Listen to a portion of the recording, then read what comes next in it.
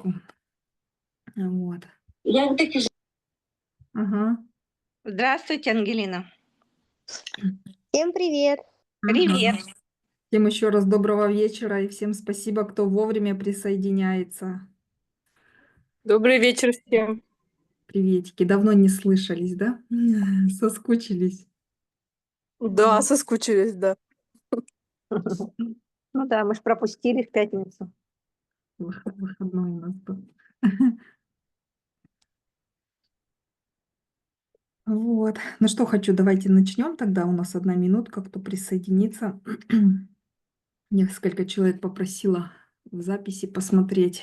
Девчонки на работе, кто где. Вот. Что хочу сказать, что чему наш сегодня Zoom, собственно говоря, посвящен, какая идея, какая мысль, к тому, что начала я, девочки, писать книжку. Ага. Да, круто. Я вам не рассказывала. Нет. Да, с вами я не делилась. Я поделилась в нескольких группах. Вот где нетворкинги, где еще после каких-то там мероприятий, где мы с девочками знакомились на каких-то выездных встречах, да, разных. И вот это все произошло после того, как я съездила на ретрит на Бали, и у меня начались там внутренние процессы. Вот. И вот оно льется, льется, идет и идет. Я то сплю нормально, то не сплю. Ну, как бы это все нормально, я себя чувствую на самом деле. Но вот поток информации идет. Я пока исписала 2 общие тетради, вот. А дальше уже будем это правильно формировать. Я уже с девчонками поспрашивала, те, кто книги уже написал, как это что делается, как это все выглядит. В принципе, правильно. Вначале пишешь, потом какие-то создаются видеозаписи, из них тоже. Ну, то есть технически понимание, что у меня так прям светится, как и это техническое понимание есть. То есть сегодняшнюю нашу встречу как бы приурочили к тому, что начала я писать эту книжку, и вот как книжку сказать, да, книгу не назовешь, книжкой тоже как-то называть а, не очень, да, наверное, потому что это как-то все-таки там история. Биография. Ну да, да, кстати, Ангелина, наверное, больше это слово подойдет, я еще об этом не задумывалась. Но оно вот выходит, и надо вот от него как-то вот взять и конструктивно, правильно, с уважением куда-то его переложить. Вот. И вот вы знаете, что у нас 15 февраля, кто уже, например, присутствует.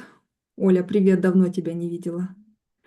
Кто с 15 февраля уже присоединился к курсу, который у нас такой international по всем странам, где мы работаем, как выглядим как этот, как есть такое слово? Выглядим как феечки, работаем как батя, да? Представьте, у нас там сколько сфер и сколько там непростая работа, честно. Но там у нас и машины, и запчасти, и оборудование, и ВНЖ, и паспорта, и чего только там не хватает, весь микс. Вот первый этап это был вот этот курс, а второй этап это началась вот эта, как правильно Ангелина мне подсказала, автобиография, основанная на моих событиях, и многие вы этот буклет видели. Вот. И к чему хочу сказать, знаете, сегодня зашла я в Одноклассники. Я давно в эту социальную сеть не заходила, а если даже и заглядывала, то что-то там я быстро зашла, что-то там и вышло, да. А сегодня прям зашла и посмотрела, я вот вела эти Одноклассники как раз-таки вот в Казахстане, когда я жила, когда Мгм. была вот там, когда вот это...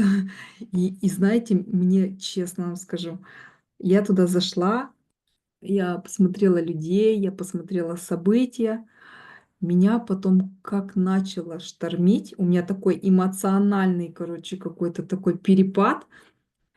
И когда я смотрела, у меня вот так внутри сжалось, я думаю, боже мой, ужас какой, как я не хочу туда возвращаться. То есть, ну не то чтобы возвращаться, как бы я не хотела бы там быть.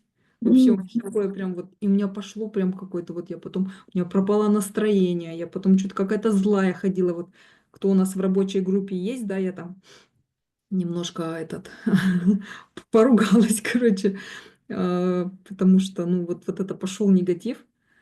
И кому интересно, кстати, подпишитесь на мой Одноклассники.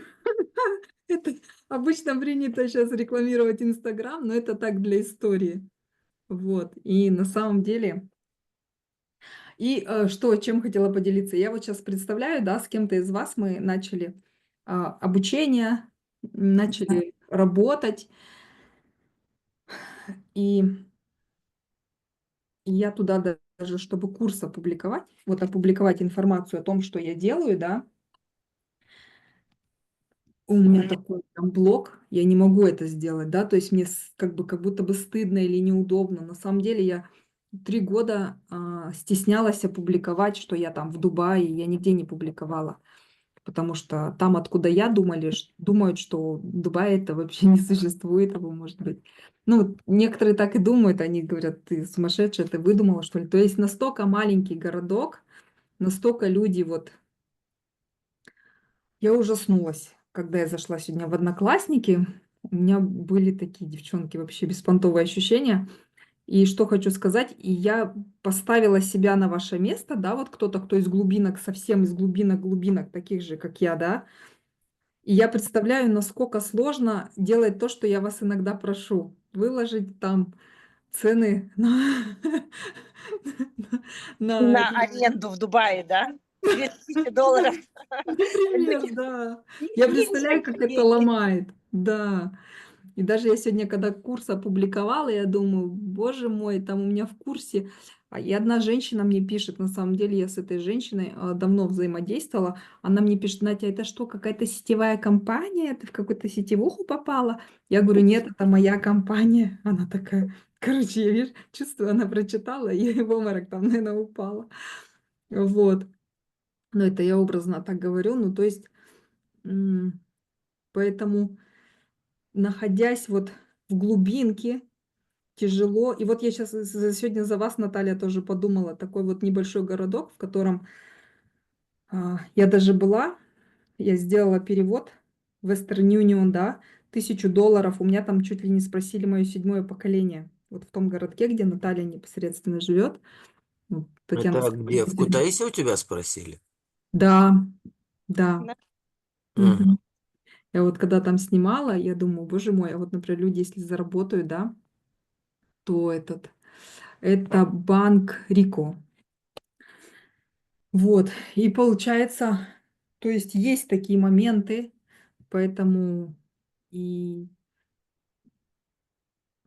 что с этим-то в итоге делать? Ну, если есть какое-то все таки внутри стремление, какое-то желание, ну, это, скорее всего, мы даже не контролируем, но если вы это чувствуете, ну, надо с этим как-то взаимодействовать, учиться.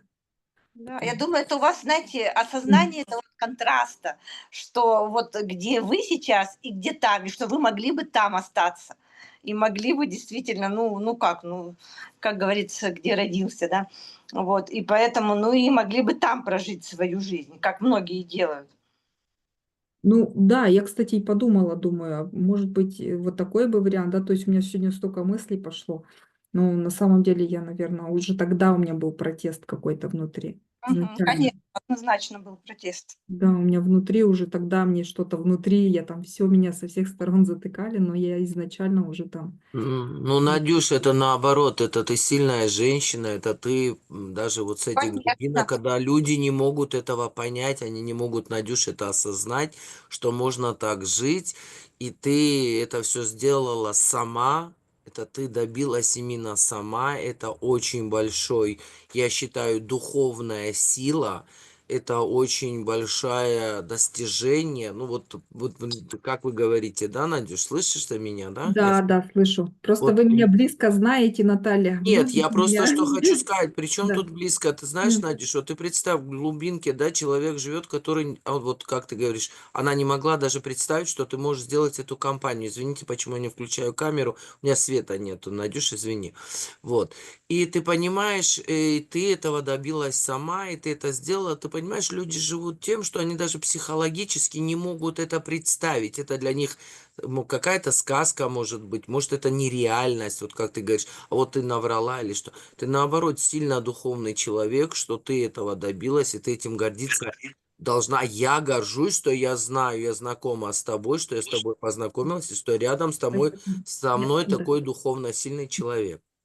Аминь, спасибо. Я, знаете, вот хотела бы все-таки не обо мне поговорить, я не люблю особо обо мне говорить. Я это всю информацию говорю только лишь для того, девочки, чтобы, например, вот я хочу, чтобы она была кому-то еще полезна.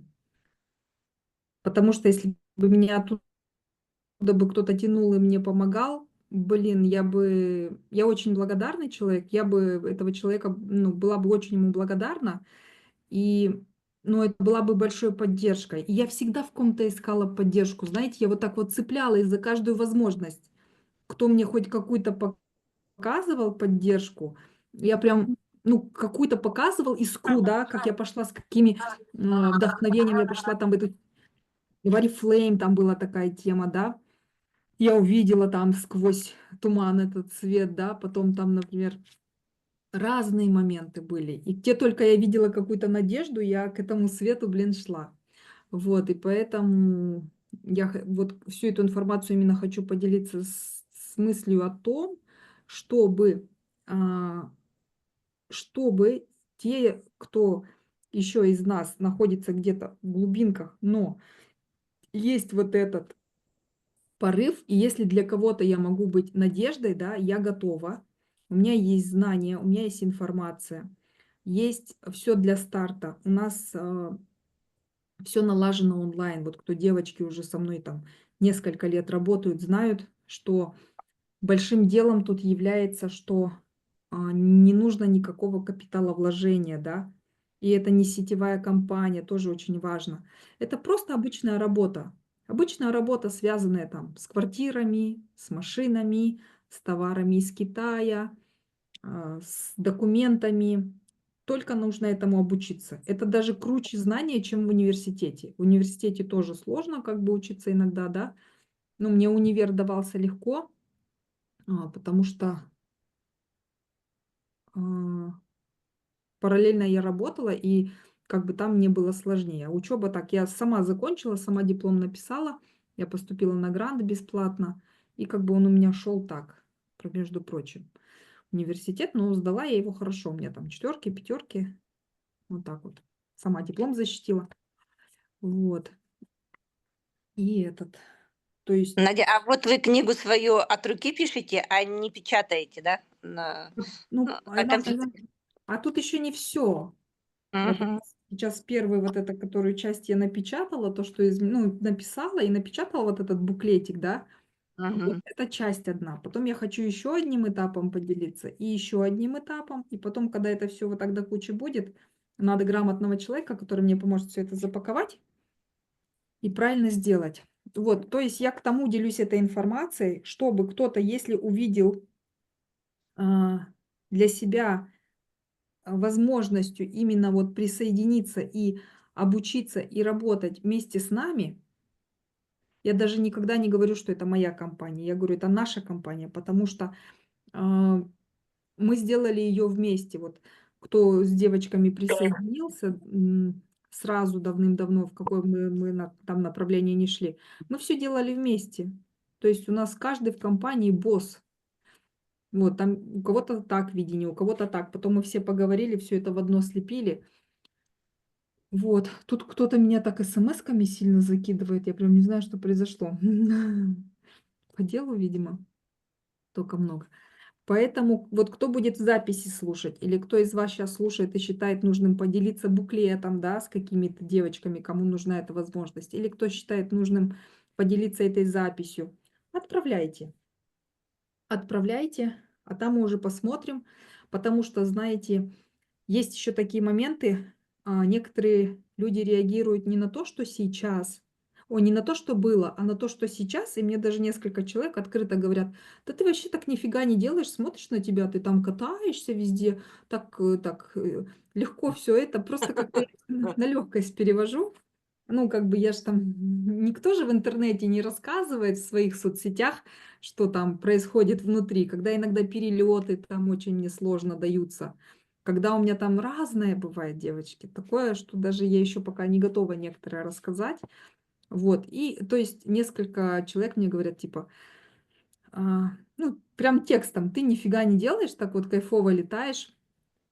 И я думаю, Надежда, можно? ага, чё-чё? Я немножко приболела, да, у меня голос страшный. Ага. Просто все, знаете, я с этим сталкивалась сама. Просто все думают же со своей колокольни. И они же видят, что вы ничего не делаете, да. Ну, по сути, тому ты знаешь, что вы работаете. Вот, мы же тоже работаем. Просто они думают, они видят, ну, потому что мне такое тоже прилетало. А как ты так деньги зарабатываешь? Ты же ничего не делаешь. Ты ходишь, квартиры показываешь и все. Я говорю, ничего себе. Ну, это вообще на самом деле очень тяжелый труд психологический. А они думают, что вот это надо какая-то физическая работа, там сидеть с утра до вечера, вот в офисе работать, работать. То есть у каждого свое мышление, и не все это видят, и не все это понимают. Вот так. Тут Ну, с мышлением работать надо, ну, да, знаешь, там я глубокий чем взгляд. я чем это для себя объяснила, что, например, тот, кто говорит, что вот можно сесть там, помедитировать и ничего не делать, мне такое не подходит. И, кто-то, если хочет, например, ничего не делать и зарабатывать, то это, ну, то есть я сразу хочу пометить, что это не здесь, не у меня. То есть у меня такая волна не работает. У меня работает волна, когда ты конструктивно общаешься с людьми, налаживаешь коммуникацию, налаживаешь понимание, налаживаешь диалог, потом выстраиваешь какое-то взаимоуважение, взаимопонимание. И с двух сторон должно идти уважение, и с двух сторон должна идти ответственность. С двух сторон. Потому что иногда мне больше хочется даже, чем человеку, чтобы он быстро заработал. И я вот стараюсь, стараюсь, стараюсь, а вот кто это недопонимает, иногда слабость воспринимает, ну, иногда вот эту доброту за слабость воспринимает, ну, потом рано или поздно это вылазит. Я там раз 5, 10 скажу, 15, я могу повторять. Вот кто меня уже, вы знаете, я могу повторять сколько угодно, да.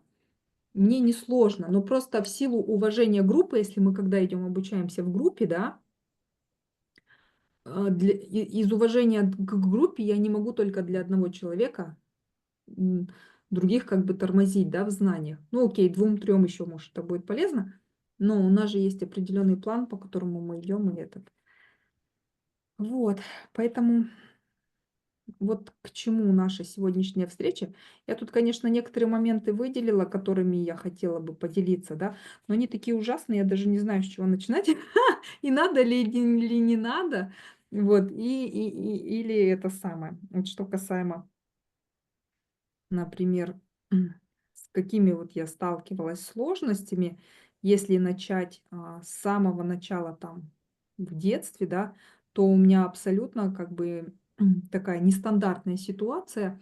И, в принципе, я раньше думала, что, наверное, у всех так, а потом я сейчас понимаю, что ну, не у всех так, когда там, например, тебя эксплуатируют дома, да, как вот домработницу, только сейчас так можно эксплуатировать. То есть я, например, к своим детям так не отношусь и не хочу так относиться. У меня даже нету такого, знаете, какого-то внутри, чтобы я там хотела выместить это на детях моих. У меня абсолютно такая полноценная любовь к ним.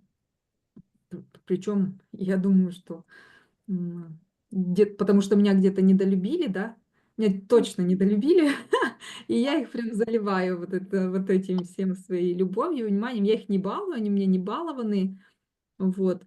Но вот есть такое, что а вот дочка, кстати, тут моя. Марика, что мамка вас ругает сильно?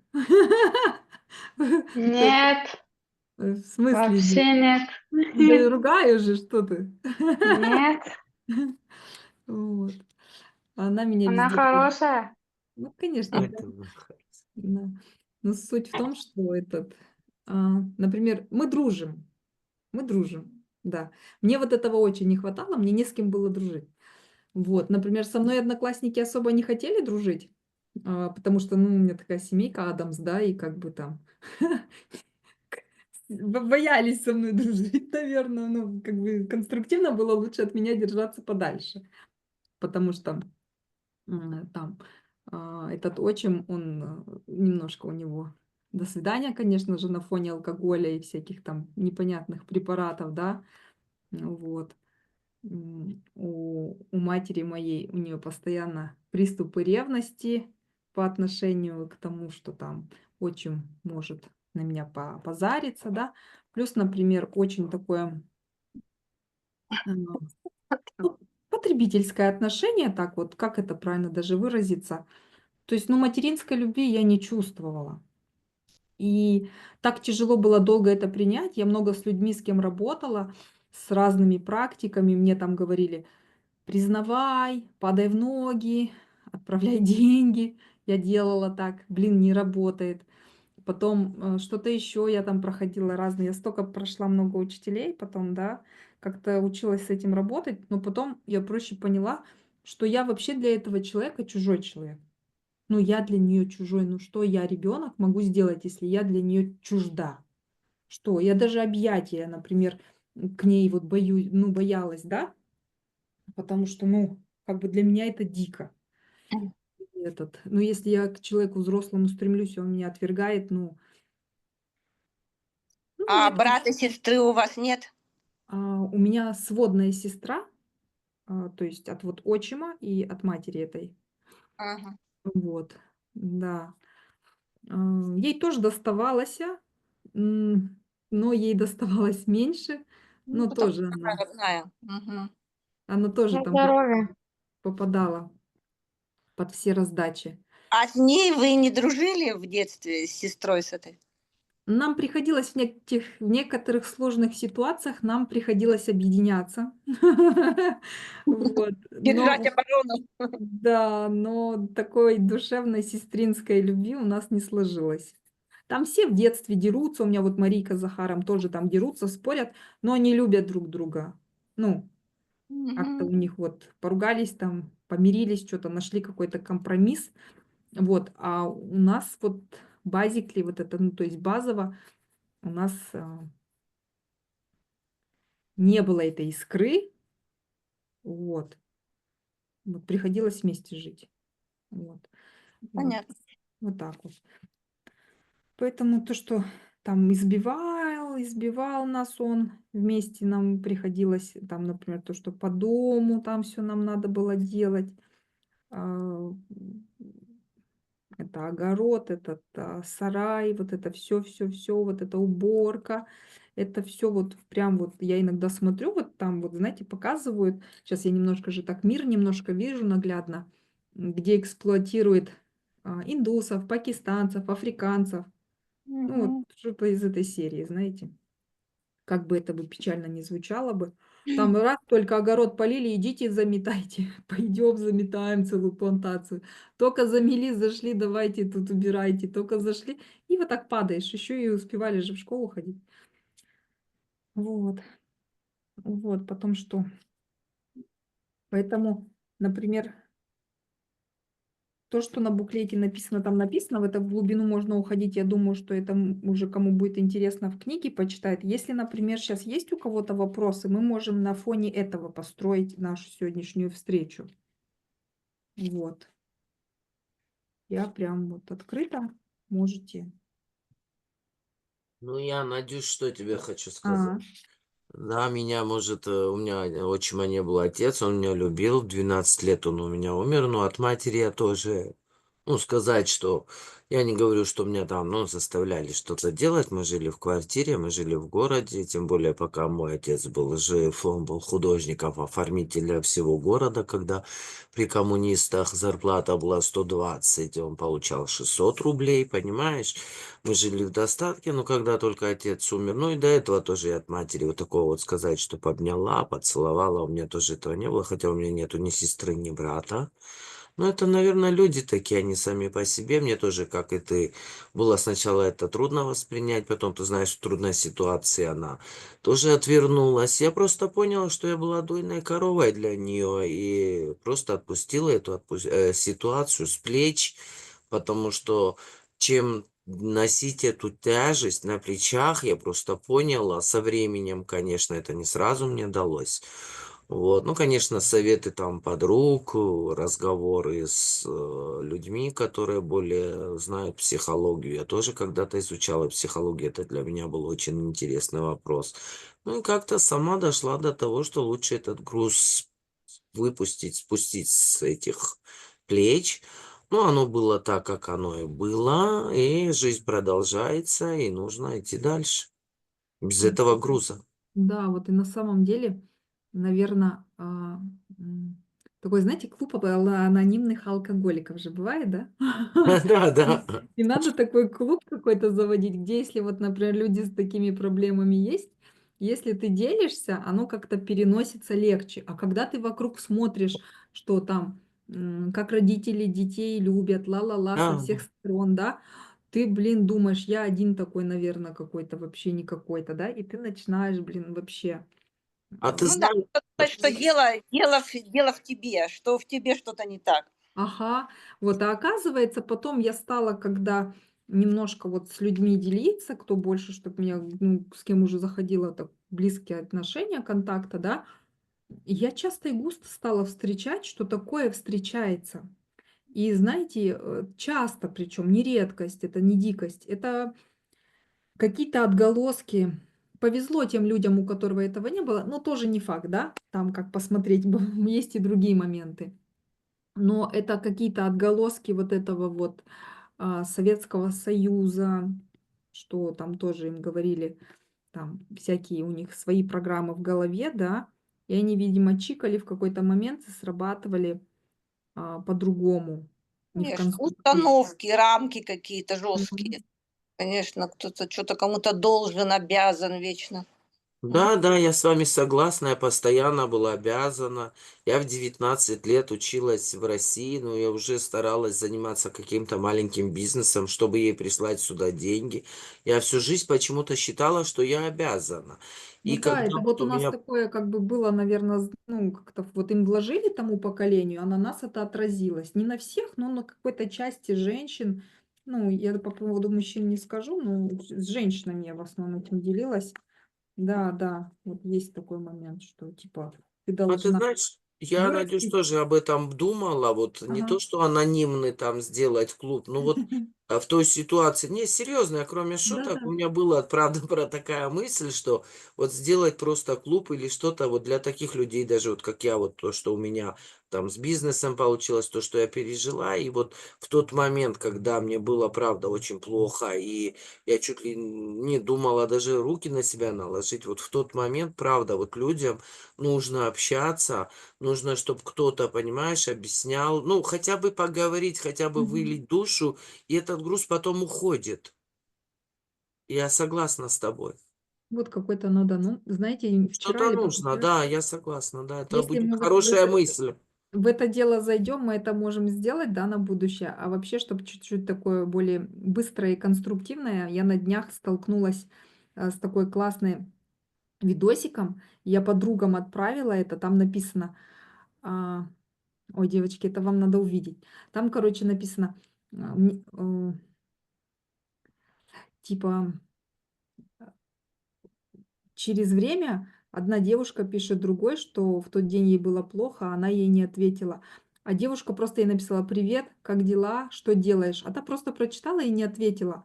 А она говорит: "В тот день было плохо". Так ты, говорит, же мне написала обычные, совсем обыкновенные сообщения. Да. А она говорит: "А я не поняла". А она говорит: "А давай мы с тобой на будущее договоримся о правилах 8 минутах". Это как, знаете, такой знак есть, да? А Мгм. это правило 8 минутах. Если тебе в следующий раз, говорит, будет так, то ты напиши мне нужно твоих 8 минут. Вот. Я потом, если чё видели, да, Светлана? Ага. Очень такое приятное видео, поэтому далеко нам, чтобы не ходить, девочки. Если вдруг вот мы сейчас здесь с вами, мы можем я пришлю ссылку, кстати, в группу.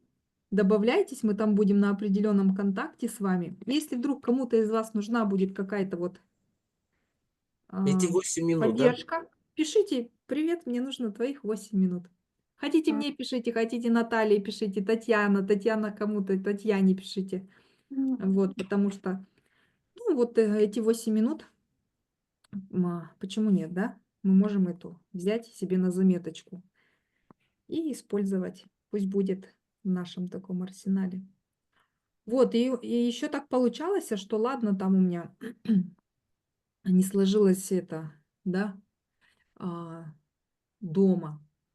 И то даже я даже слово домом это не называла. Это я называла местом там, где я живу. То есть это даже особо дома моим там не было, да, потому что я не могла претендовать на это. Вот, у меня еще как-то парень там появился тоже, который какой-то был аллергичный этот, который, как этот, ревнивец, который дубасил меня опять-таки же тоже, разорвал мою карту желаний, сказал: "Ты сумасшедшая! Какие машины, какие квартиры!" Все, короче, разорвал там, меня избил, вывез в поле, пинал ногами. Вот, короче говоря, вот такой это первый мужчина, который лишил меня девственности. Вот так со мной поступил, да. Вот, и вот так вот пошло у меня. И вот, ну и получается, потом, когда вот я встретила отца моих детей, Марикин и Захаркин, вот, я видела его в школе раньше. Он с одной там девочкой дружил. Она старше меня была, и он старше меня тоже. Он 82-го года, я 86-го, на 4 года. Я его раньше видела издалека, но мы с ним никогда не общались. И я его когда увидела после долгого периода, мы буквально там 3 дня с ним пообщались. Он не пил, не курил, не ругался матом. Он жил сам после развода только в квартире, да. Все, потому что в том доме, где, например, там сложилась у меня так ситуация, с вами вкратце так поделюсь, я в книге подробнее буду рассказывать, что тот дом, в котором мы жили с родителями, да, так сейчас культурно, если выразиться можно, то у отчима забрали его за долги. Мгм. Забрали за долги, и получается, мы пошли в такую землянку прабабушки. Она такая с землей почти сровненная была, такая маленькая, ну, короче, там а, такие саманные или из чего это там, стены прям вот. Короче, это девочки вообще не жилье. Вот, и получается, и потом, когда я университет закончила, и мне пришлось приехать туда, какое-то время там была, потом я опять уехала, там попыталась а, что-то делать. И тут я Сашку встречаю, и он такой был с разбитым каким-то покалеченным психикой. И мы с ним там на третий день, мы в течение недели стали с ним вместе жить. Я к нему переехала, и все. И я оттуда даже не хотела выходить. Он добрый человек, он заботливый, все-все-все. Мы как брат и сестра. Мы дружили. Сказать, что у нас там был какой-то потрясающий там секс или у нас там была любовь, у нас были хорошие взаимоотношения. Мы в нужный период друг другу пригодились. И я сбежала же, конечно же, оттуда, потому что, ну, он дал мне на тот момент что-то такое невероятное, что для меня тогда было очень ценно. Вот. За это я ему благодарна. И вот. Но это все равно, когда это не отношения мужско-женские, рано или поздно очень тяжело вместе жить. Тем более мы когда из Казахстана уехали и вчетвером мы в Сочи там жили в квартире 17,2 квадрата. Я, Сашка, Марийка и Захар. Я где-то планировку скидывала, там все культурно, красиво, но она маленькая. И ты постоянно друг об друга трешься, да. Там еще, ладно, в Сочи там можно полдня на улице находиться. Но это разрушает вот как бы слишком близкий контакт такой. Ну и там произошло, что его родственник предложил ему антидепрессанты принимать, ему климат не подошел, как будто бы тяжело все складывалось. Но потом он на эти антидепрессанты жестко подсел, и уже они нужны были постоянно. Это было сложно, 3 года мы с этим боролись, вот, но потом это самое. Я устала с этим бороться, и все. В конце, в итоге он там сменил дверь, сменил ключ, крыша уже ехала, а потом в итоге продал квартиру, а мы это самое. Пошли, сняли квартиру тогда на тот момент за 12 тысяч рублей. Вот, и с малыми как-то там начали что-то думать. Я учила Марийку с маленьким быть Захаркой. Потом период был, когда я работала на шоколадной фабрике. 2 дня в день, 2 дня в ночь. 2 дня в день, 2 дня в ночь. И там можно было брать килограмм шоколада каждый день, каждую смену. Вот, и за счет этого шоколада мы жили классно. Мы меняли его на продукты, мы что-то еще, короче говоря, придумывали. Вот. И как давали объявления, иногда у нас получалось продавать. Ну, это легально мы могли брать на работе. Еще хорошо, что вот. И потом уже как бы сложно было в таком режиме работать на шоколадной фабрике. Потом они стали еще какой-то сложный давать, более сложный график. И потом, а Марика с Захаром постоянно. И как бы я еще переживаю, да. Там у нас на первом этаже жила Ирина, которая нам помогала, женщина взрослая, тоже я очень ей благодарна. Няня мы ее называем. Вот. И получается, потом я подумала, что, наверное, надо Захарика в садик пристраивать. Вот. И пошла в садик пристраивать, разговорилась, подружилась с очень взрослой, мудрой женщиной, директор, и она взяла меня нянькой. То есть я там мыла посуду, накрывала на стол. Вот за счет этого Марийка и Захар могли ходить в садик. Вот они ходили, а я как нянечка работала там. У меня были какие-то выходные, то есть нас несколько нянечек было. Вот. И потом, получается, там продукты всегда можно было брать, в том плане, что детки то, что не доедали, всегда можно забирать было. То есть это прям было так заведено. Вот это немножко прям на какой-то период времени прям очень стало комфортно. Вот. И потом мы гуляли в один день по набережной с малыми.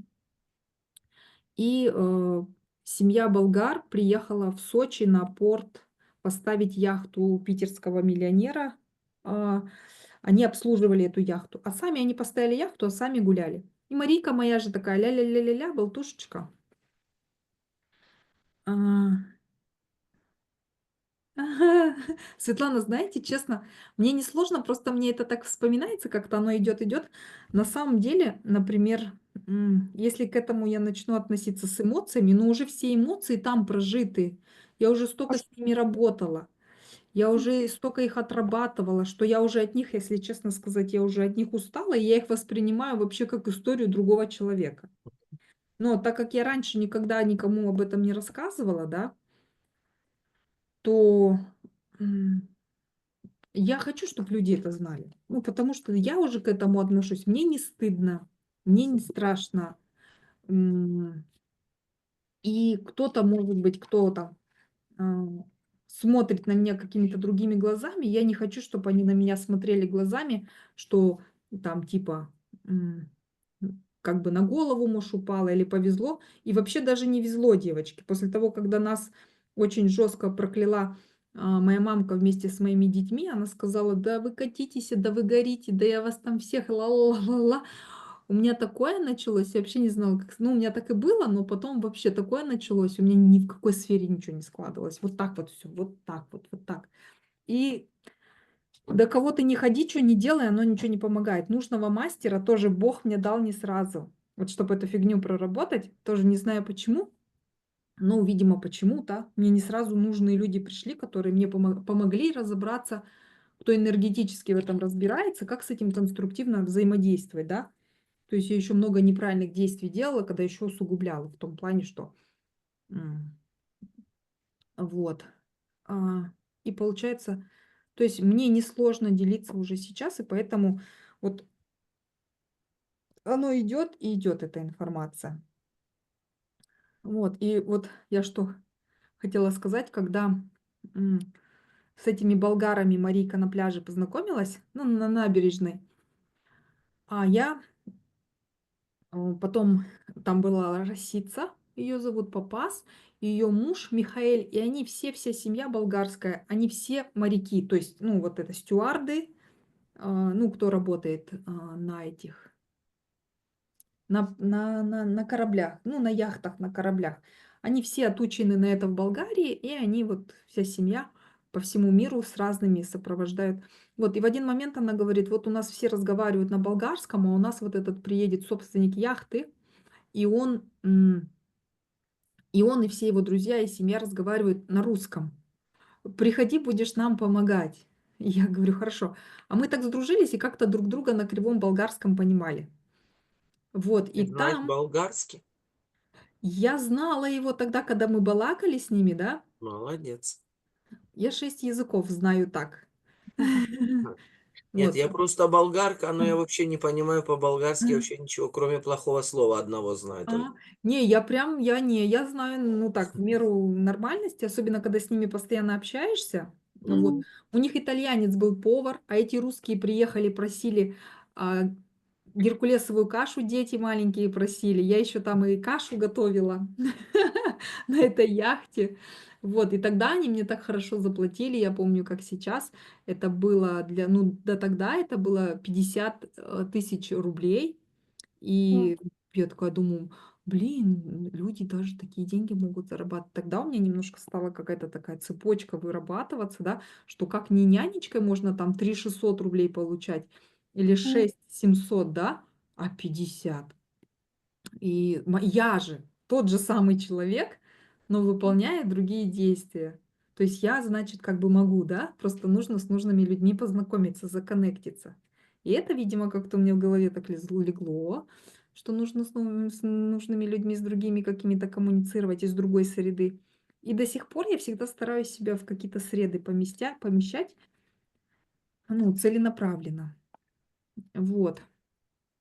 Поэтому вот, что касаемо вот этого периода, если взять само место, где я родилась, например, да, если вот с чего я там начала в самом начале, то это маленький-маленький городок на 3000 ПГТ, на 3000 человек населения. Очень малюсенькая, очень малюсенькая.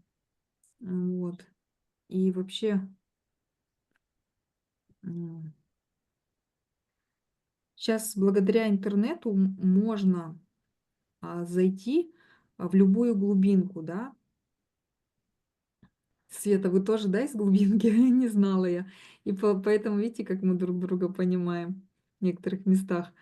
И получается к тому, что иногда кажется, да ладно, сейчас интернет там в любую точку мира заходит и так далее, так далее. В теории да, но на практике, почему я иногда очень так терпеливо отношусь, когда люди у меня что-то спрашивают, говорят, я не могу зайти, я не получается подключиться, на. Я вспоминаю, тебе кажется, что везде сейчас интернет, а по факту туда иногда в глубинках реально то интернет, то света нету, Мгм. то кабель оборвало. То есть меня всегда, когда у людей такие, они пишут мне моменты, меня туда сразу погружает, и я вхожу в эту ситуацию. То есть там элементарно есть такое, что вроде бы ты подключаешься к интернету, но у тебя не подключает. Вот. Вроде бы там, ну, то есть иногда реально вот эта возможность вроде есть, но схватить ее намного сложнее. Ну вот и часто я пытаюсь вот в таких ситуациях прям проникнуться, там запись отправить, что-то дослать дополнительно, еще дополнительно, вот, но тоже в меру возможностей, потому что я могу войти в ситуацию, но если один раз я 2 раза показала, то меня там на пятый, десятый тоже может не хватить. Я человек живой. Вот, иногда потом я могу раздражиться, может, что-то еще. Поэтому есть такие моменты, и если где-то у вас там какие-то коммуникации складываются, то в это положение иногда стоит входить, потому что вдруг там какой-то человек, которому реально какая-то нужна вот поддержка, попадется какой-то, ну, ответственный, благодарный человек. Вот, ну что, вот это вот эти моменты я вам рассказала. Про шоколадную фабрику я вам говорила, да? Про Мгм. нянечку говорила. Вот. Сейчас еще что-то вам тут скажу. Ну вот на самом деле я же еще сдала экзамены хорошо и поступила бесплатно в университет. И я отучилась, у меня диплом, я инженер-технолог пищевого производства. Я тоже об этом вам говорила. Вот, и я работала прям на цехе бойни, куда заходишь и так и убиваешь электричеством коровок. Вот, на цехе бойни я работала с мужиками в резиновых сапогах по уши почти, ну, такие здоровые. Мы там проходили практику, а потом нам предложили чуть поработать. Потом мы это мясо разделывали, мы делали колбаски, сосиски.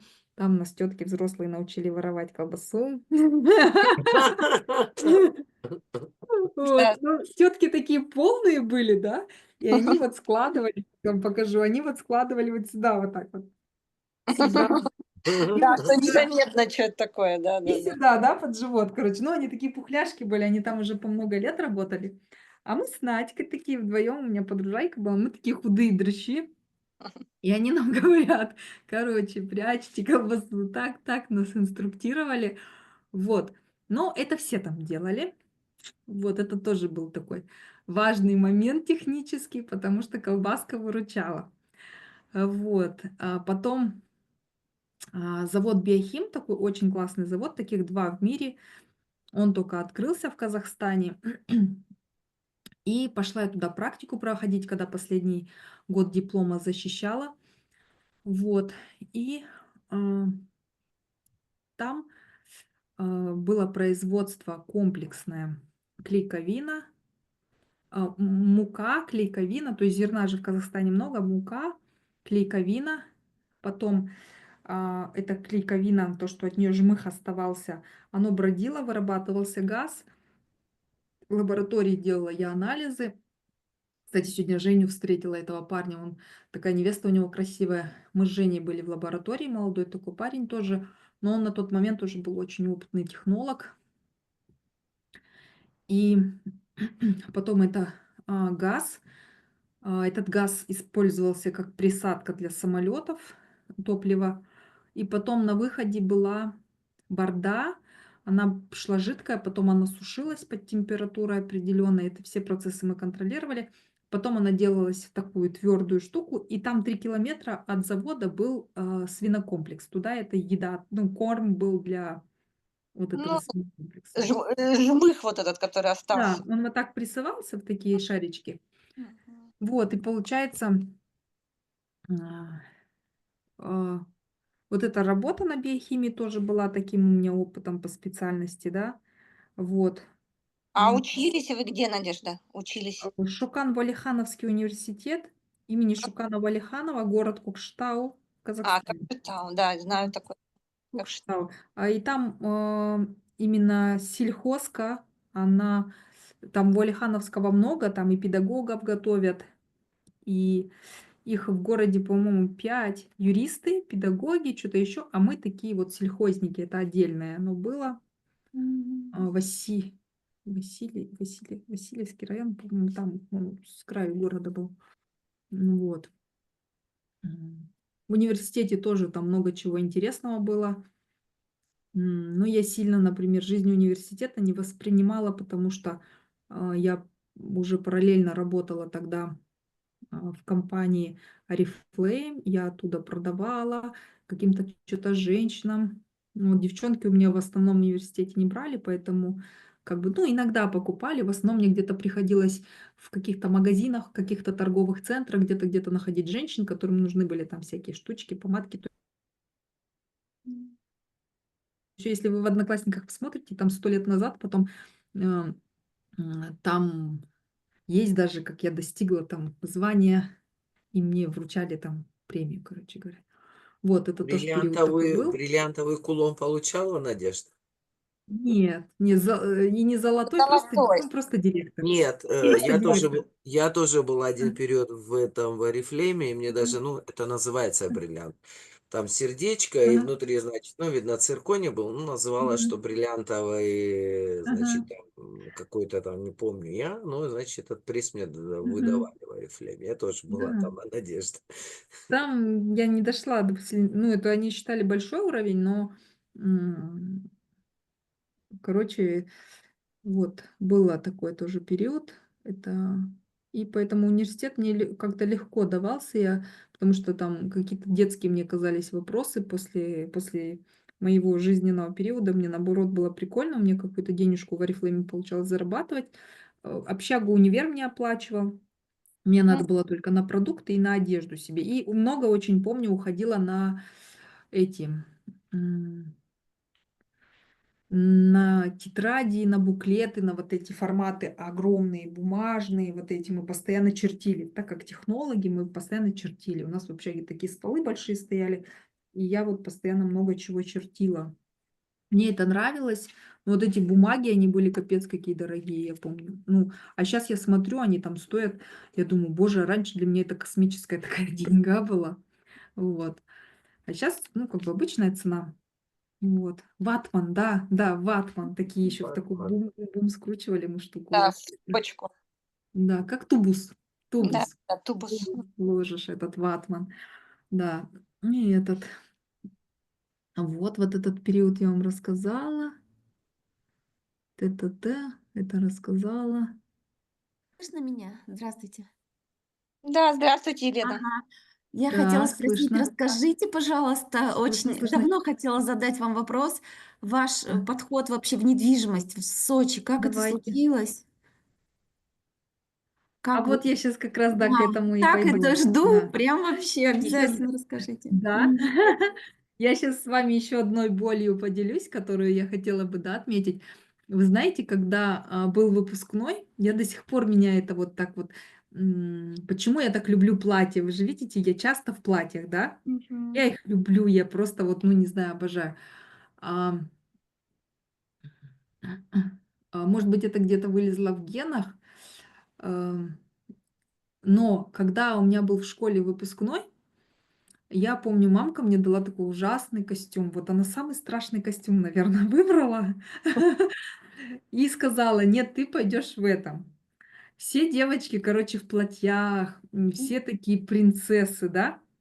А у меня, короче, я даже не знаю, у меня, наверное, даже нигде фотографий нету.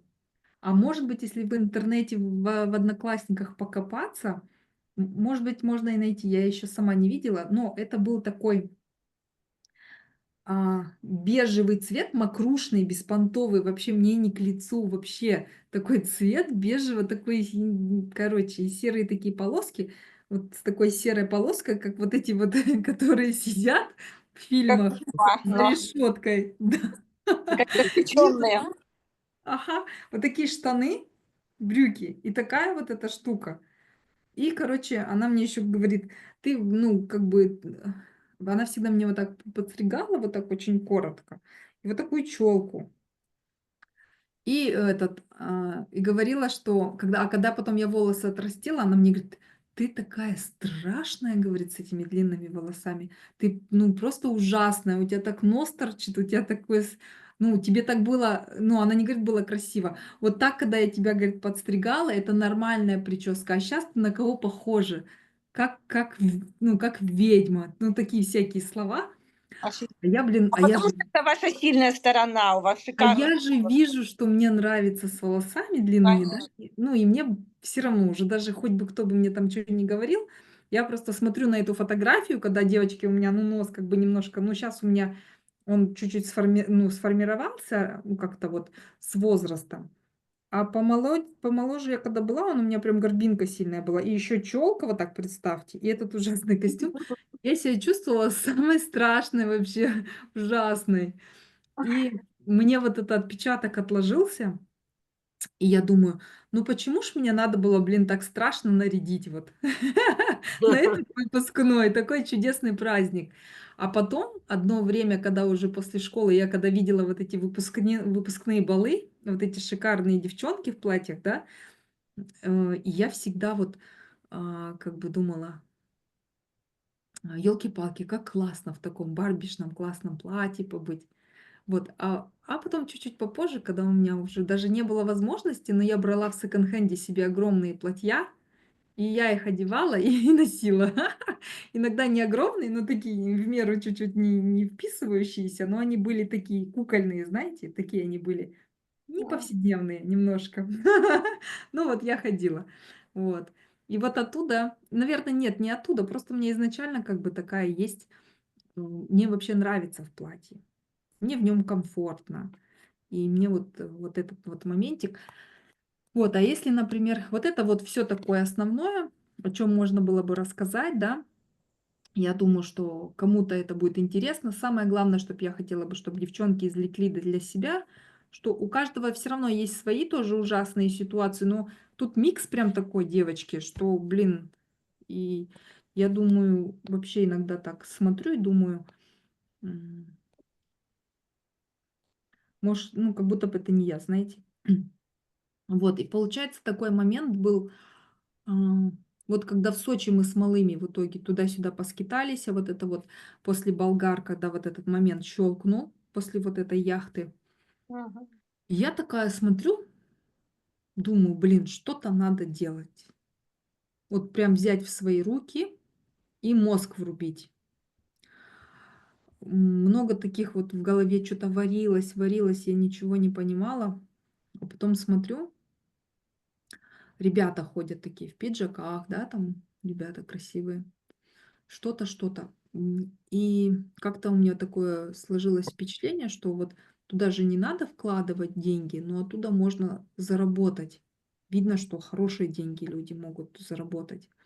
И я даже не помню, в какой-то момент щелкнула, но в один день я решила пойти а, с недвижимостью работать. И, конечно, у меня опыта не было, только опыт был такой один, когда мы в Сочи переехали, с Александром, то вот эту квартирку мы когда начали искать, у него же была квартира в Казахстане, и мы ее потом продали в Казахстане и приехали и взяли вот эту малюсенькую. Вот. И когда мы ее искали, нам риэлтора показывали в основном черновое. Мы говорим, вот мы с детьми, Захар на руках, Марика вот такая, да, нам надо сразу же ну, жить. Они говорят, не, вы не купите. И вам надо только стройку смотреть. И они вот с малыми нас таскали по всему городу, там, укачивала, я помню, там, всех нас мы там прям на ходу блевали. А еще там такая политика одно время была, они укатывали клиентов. Ну, еще, вы знаете, у некоторых это до сих пор сейчас есть такая стратегия, укатать клиента, чтобы у него мозг отказал, и он принял решение. Ага. Вот. В Сочи есть такая стратегия, и вы до сих пор ее сейчас можете встретить. Но нас укатывай, не укатывай, у нас вариант один. Как бы мы не можем никак в стройку взять с малыми мелкими и как бы зайти. Хотя были моменты, когда, например, 4 агента, и там вот мы в машине, и этот. Ну и вот это у меня остался такой отпечаток в голове. И вот эта информация была, что с недвижимостью связано, да. Вот. И получается, нашла я какое-то объявление, пошла туда, а эта компания только-только открылась. Называлась "Позитив". Я с Алексеем до сих пор коммуницирую, с этим парнем. Этот мужчина, кто-то из Ростова проинвестировал в офис, в компьютеры, там 5 компьютеров было.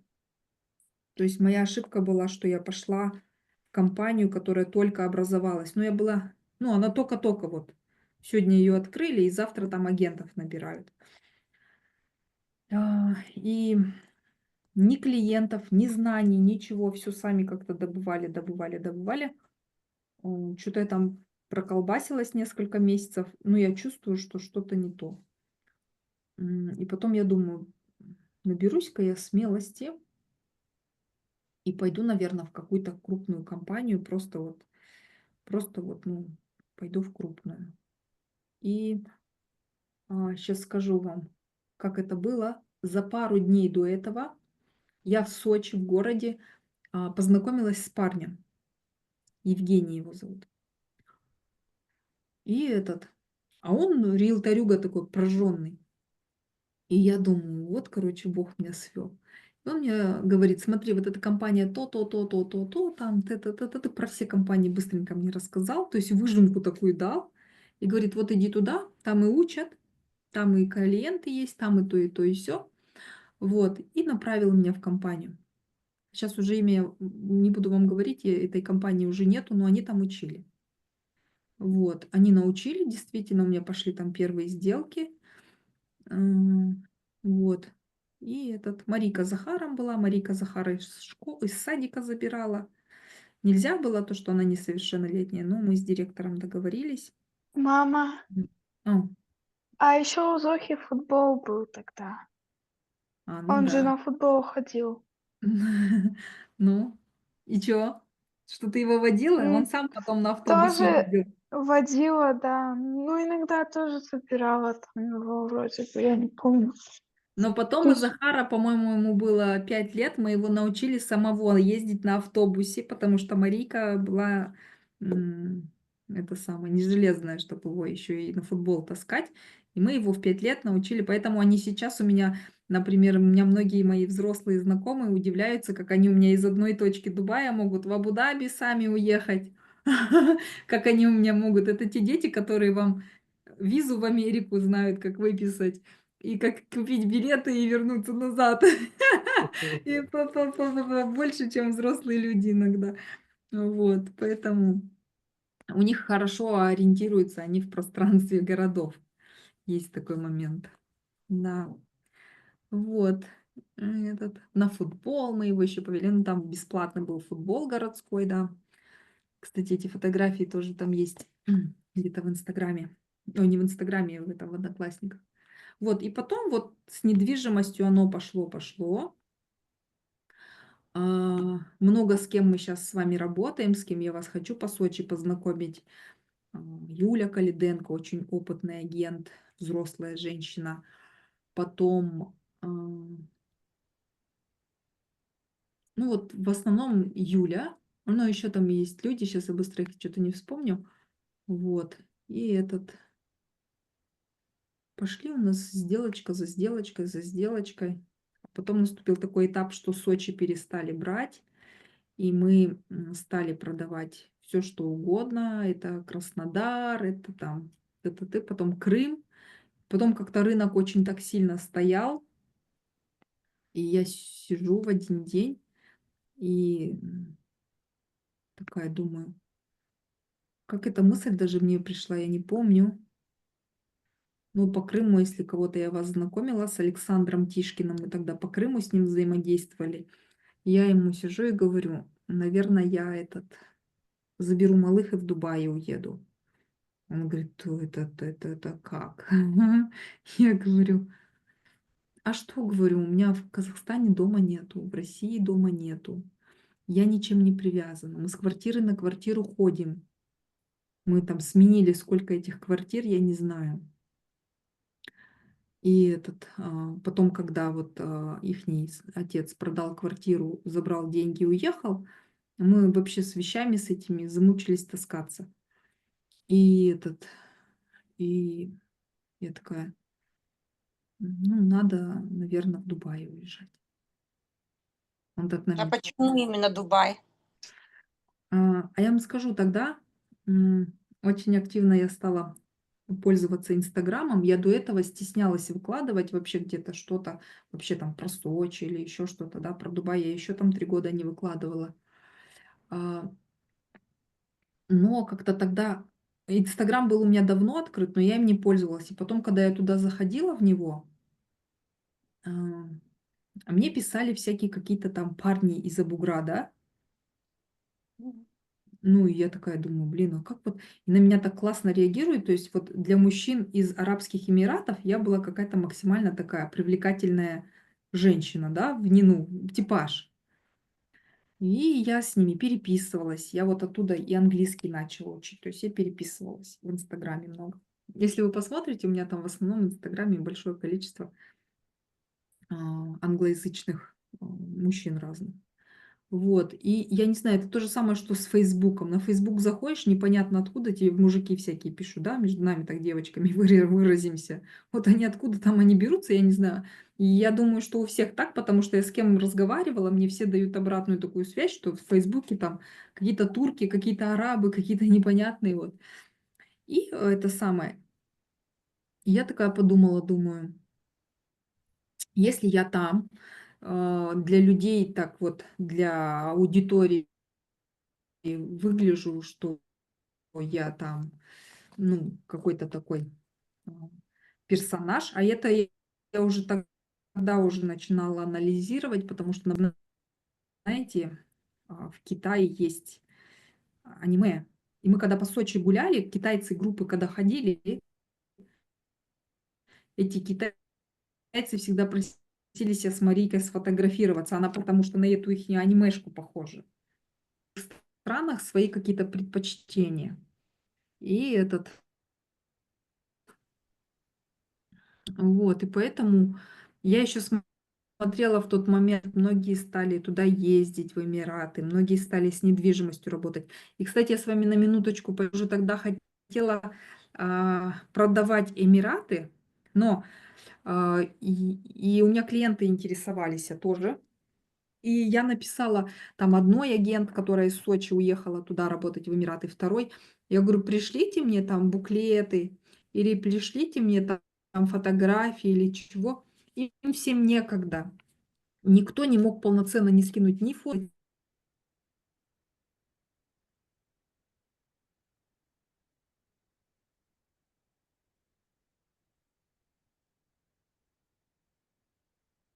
Ага. Слышно, да? Зависло. Мгм, слышно. Слышно, слышно. Что-то нажала. Сейчас, девочки. Сейчас я оперу закрою. Тут у меня всего куча, ну поэтому так. Вот. Опс. Вот и поэтому было принято решение, что все-таки будет Дубай. Слышно, девочки? Да-да-да. Слышно. Да.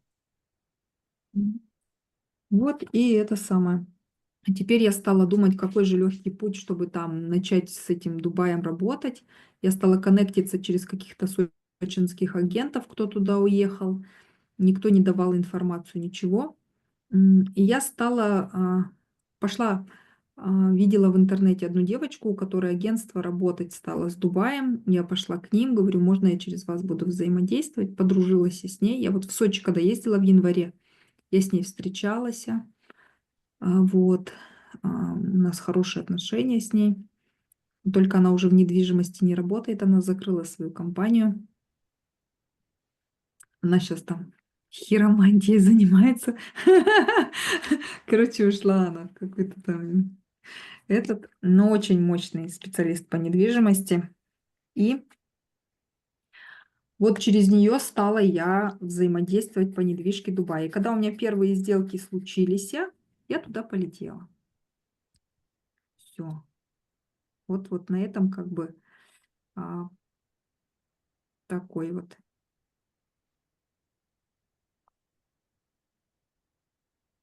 Ну, переход. не так просто. Вы же с 2 детьми, с маленькими. И где-то надо жить, их надо чем-то Да. кормить. Да, там это отдельная уже история, потому что мы тоже туда приехали не с такими условиями, что там. Да, вот у меня как раз в буклете написано, что в следующих встречах расскажу о сложностях жизни воя. Это будет следующее, туда, когда мы приехали. Вот поэтому я к чему говорю, к тому, что вот то, что у нас сейчас есть курс, который я подготовила, он очень, например, если ты на территории находишься не Арабских Эмиратов, подготовиться лучше о недвижимости, узнать лучше онлайн заранее. Вот этот взять материал, который у меня там есть, этот курс, я думаю, за $500 его можно сделать, да. Там все в записи, с каждым и встреча с застройщиками, с каждым застройщиком, куча фотографий, куча видео, куча всякого материала. Это все заранее, там ты можешь просто там такой у меня насыщенный, там вот этот канал такой насыщенный, столько видеороликов, столько на "Ютубе" часов. Я не знаю, сколько там часов, так, если взять 15 застройщиков, там зумы у нас по часу, по 2, по 3, ну, 35 часов, допустим. Еще там я объясняю, например, что что такое рынок, как он вообще, чем отличается. Ты приезжаешь. В этот материал, например, для меня он на тот момент был бы ценный. чем там стаптывать вот это вот, ходить. Вот, ну, об этом мы потом можем поговорить, то есть и вот, вот такой информацией я с вами поделилась. Слушайте, мы всего лишь часик с вами сидим, а столько информации. Можно я с вашего разрешения быстро схожу по писи? А вы пока подумайте, может быть, у кого какие-то вопросы? И Мы этот, будем обсуждать. да.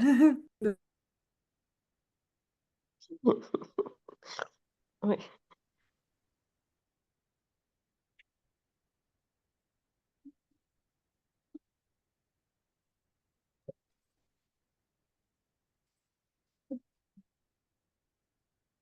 Расскажите, как у вас дела?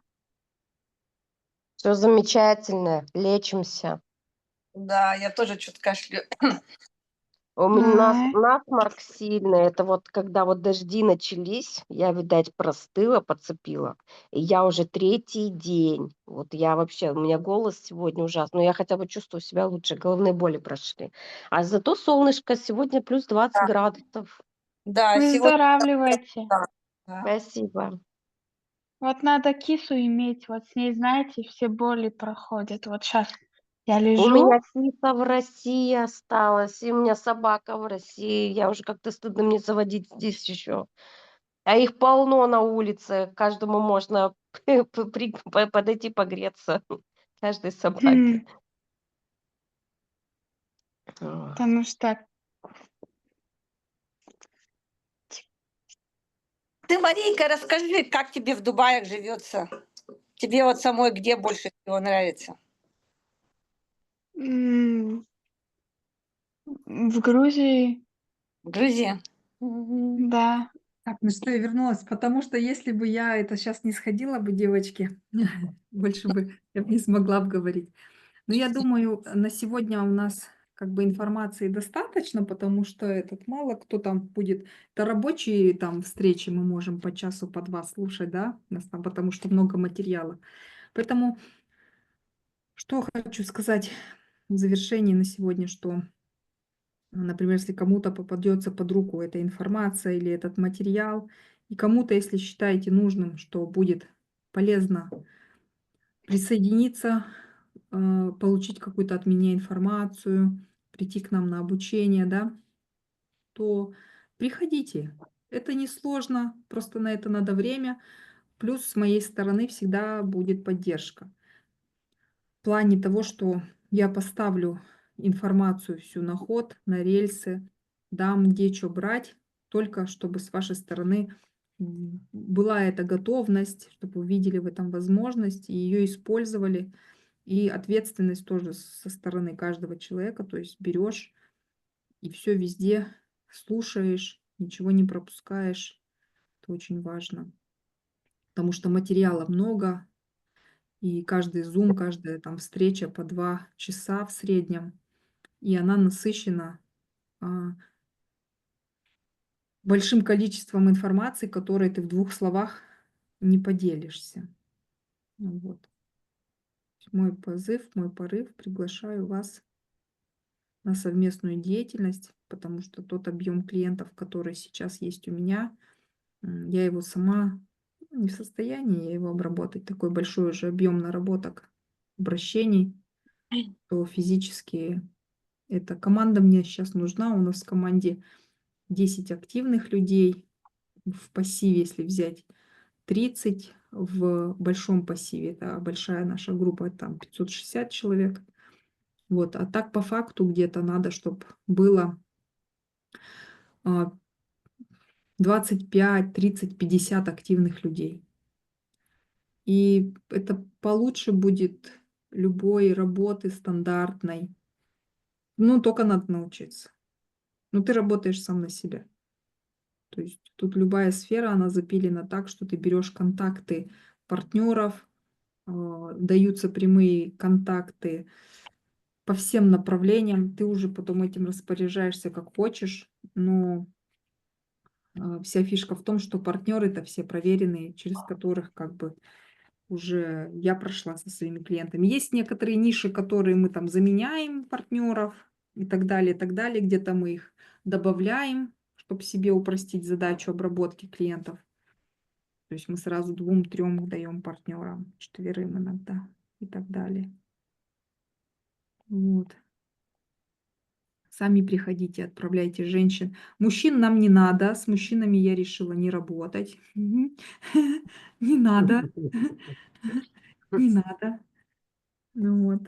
Потому что Ненадежный контингент, Надя, или что? да нет, с ними сложнее, они как детки маленькие, с ними нянькаться надо больше, чем надо. К ним надо другой подход, но вот то, с чем столкнулась я, когда приходит мужчина в 40 лет учиться, Потом, да. то это Я, уже поздняк. да, да, да, да. Поздняк. И как бы, ну, до 40 лет все равно мужчина со своими вот этими тестостеронами и генами, если там у него все бурлит и как надо работает хоть чуть-чуть, да, то он к 40 годам на курс не пойдет какой-то там девочке Вот обучаться. я тоже, да, да, это определенная категория мужчин, Да, конечно. а та аудитория, которая приходит учиться к девчонке, да, ну, это та аудитория, которая мне выпила всю кровь. Вот Мгм. кто девочки там в 2023 году, 2024, кто был, когда вы еще, если помните, когда были там мужчины, они доводили меня до состояния, когда я ором объясняла, что чего-то непонятного-то. То есть прям выбешивают. Они отнимают очень много энергии, а в ответ толку с них нету потом по факту. А женщины, они постоянно гибкие, они учатся, они постоянно приспосабливаются, они более лояльные, более вот, ну, для меня подходит больше женская аудитория. Поэтому в этом году, еще в 23 году я с мужчинами, да, говорила, давайте. В этом году я прям отказала им. Ко мне обращалось уже на сегодняшний день 4 мужчины. Я им отказала, сказала, только если хотите, приходите ко мне в индивидуальное на $5000. И вот я буду с вами работать 1 час, 1 раз в неделю, не больше. Схватите, поймете, поймете, не поймете, не мои заботы. Вот, и поэтому, И всё, и они сразу отпадали. да, то есть, потому что у такой категории мужчин, у них как таково $5000 Вот нет такой приоритета. возможности нет. Да. А те, которые уже к этим годам уже там что-то имеют, молоденькие, пока не обращались, я пока анализа вам не дам, те в основном уже себя нашли. Им не М. надо искать себя и уже ходить. Поэтому я это как-то вот так для себя точно поняла, что мужчин точно нет.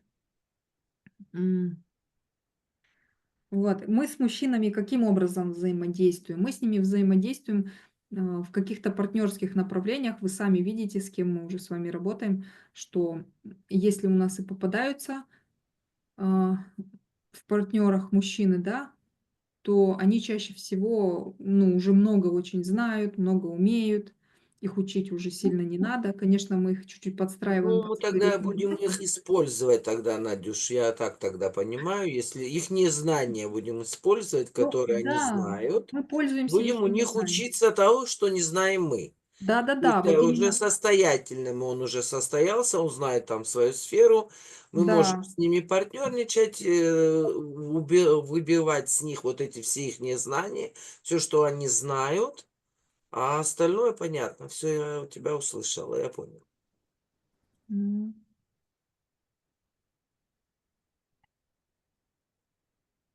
Надь, а вот я хотела спросить все-таки м, про рынок недвижимости. Именно вот в м, моем понимании, что мужчинам очень доверяют, в них как бы веры больше в плане, когда мужчины, ну, имеется в виду молодые такие, 30-40 лет, м, ну, даже не 30, а 35-45.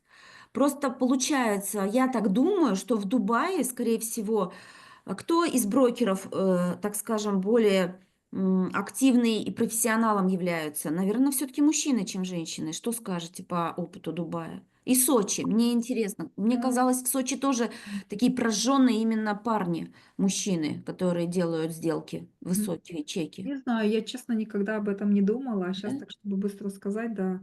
Но если на фоне того, что вот, например, мы вчера сделку закрыли с Сашей Кириленко, вот, Саша, ему к 40, ему еще 40 нету, да, очень психологически устойчивый парень, семья, жена. Он такой, знаете, он как скала, он как фундамент. Тьфу-тьфу, он тот мужик, на которого можно взять и даже по-коллегски, как коллега, облокотиться. И мы с ним дружим, и даже никогда там, я не знаю, каким чудесным таким образом у них выстроены семейные отношения.